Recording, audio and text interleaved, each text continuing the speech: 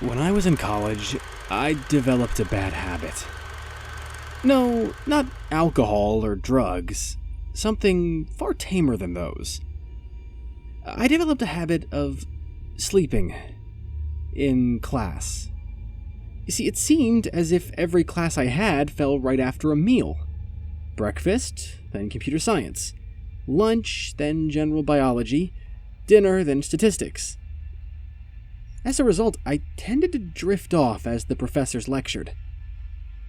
However, it was an incident that occurred during that last class that finally broke me out of the habit for good. Most of my classes were held in lecture halls at the Science Center, a large, multi-storied concrete building with little in the way of decor. From the outside, it looked more like a parking garage or a penitentiary than an educational facility. Inside wasn't much better. A drab, featureless interior full of the same bland concrete walls and dull fluorescent lighting. Only a small area on the third floor dedicated to offices for the various staff had anything that added color to the place.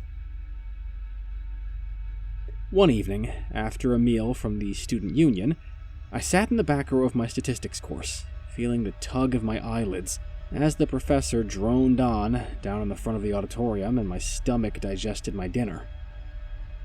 You never notice yourself going to sleep, unless you're actively fighting it, and I was not one to wage war on myself, so it wasn't long before I was out, chin in my hands, pen dangling from my fingertips, hunched over a notebook full of scribbles. It wasn't unusual for the teacher to notice when someone was snoozing in the middle of a lecture. Half the time, it seemed like they didn't care. They're not paid to wake you up, after all. If you're not paying attention, they're not going to suffer a pay cut when you flunk out. But some still take a moment to call your name, try to snap you out of it. So when I heard my name being called in the middle of sleep's dark embrace, I quickly snapped to attention and responded, "Yes?" My face got really hot, anticipating the laughter of the other students. But the moment quickly faded, as I realized I was sitting alone in a dark and empty classroom.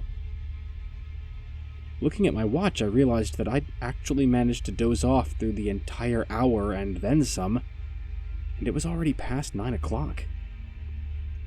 Nobody had bothered to wake me, either as a joke or out of sheer obliviousness. And then I sat there wondering, if everybody was gone, who called my name? I could still hear the voice in my head, leaving me to wonder if maybe it had been a dream.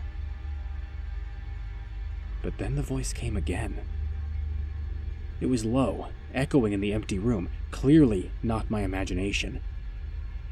The auditorium was dark, but I could still make out much of the interior, and the empty seats from the smidgen of yellow light that came through one of the exits, especially from my position at the top back row. "Hello?" I called out into the empty blackness. Several steps down into my left, something shuffled, moving along the row of seats. I couldn't see it, but from the sound of it, it seemed to be coming in my direction. Instinctively, my heart started racing, and I stood up, fumbling in the dark to find my books and get out of there. My pen fell to the floor and rolled off the edge of the level I was on, and for the briefest moment I had the insane thought that I needed to go get it. But then the shuffling stopped, and the room went quiet, and I stood frozen in my spot, holding my breath and feeling my heartbeat in my ears. It felt like minutes went by standing in that uncanny silence. I swear, the only sound seemed to be the faint ticking of my watch. The need to move, to get out of that room, was overwhelming, but some lingering thought in the back of my mind wanted to hear whoever it was, whatever it was, and know that I wasn't going crazy. It finally obliged, finally broke the silence by calling out my name again. Not with a friendly, curious voice, but one almost devoid of emotion. like a parrot, repeating the sounds its owner makes but not knowing what they mean. When I gave no response, it moved with a brushing noise akin to someone crawling on their hands and knees, then called again. I couldn't hold my breath any longer, and I exhaled raggedly, my entire body shaking with fear. It was enough, and the shuffling came again, almost frenetic, moving to the middle of the aisle, and then up the steps towards where I stood. Finally, my fight-or-flight response kicked in, and gripping my books tightly under one arm, I dashed for the other end of the row, nearly tripping over my own feet. Looking back over my shoulder, the room was still incredibly dark, but there was enough contrast between the shadows and the objects that I could just make out the form of whatever it was coming up around the edge of the desks. It had the appearance of a human being, but its gait seemed more like that of a crab, walking on both hands and feet, with its knees and elbows bent and its back arched at an agonizing-looking angle. Something about its head also seemed off, the way it bobbed as the thing scuttled, like it wasn't fully attached. The nightmare realized that I was on the move and began scrambling up onto the desktops in a beeline straight for me. As it clambered across the row, it started making this awful gibbering sound with an unnerving excitement to it. Like a glug glug glug glug glug glug glug glug.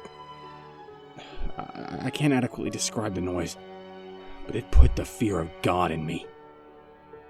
Any faint notion I had that I was being pranked went right out the window when that thing came at me. I hit the wall hard, bruising my shoulder, and tumbled down the steps towards the front of the room. Through sheer determination, I managed to keep myself on my feet and tore out of that classroom without looking back. Nobody was in the hall. In fact, nobody seemed to be in that part of the building at all.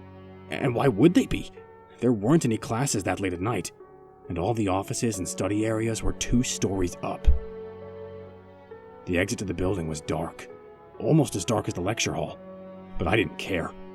I bolted out into the crisp night air, startling several people who were walking past, and I didn't stop running until I'd made it back to my dormitory, where I hid in my room with the lights on, door locked, and shades drawn, until my roommate came back. So what was it? I don't really know. My strongest suspicion is based on a story I learned later, while talking about the incident with a grad student who had been studying at the school for years. According to her, when the center was first being built, one of the construction workers paving the roof wasn't watching where he was going and stepped on a skylight that happened to be set over a stairwell. He plunged 3 stories, striking the railing several times and landing on his neck, killing him instantly. Whether that story is true or not, I can't be sure. I couldn't find any news articles about construction accidents, and none of the professors I asked would verify it. Nobody else has described experiencing anything like it either. I'll tell you something, though. After that, I didn't visit the Science Center after dark. And I sure as hell never fell asleep in class again.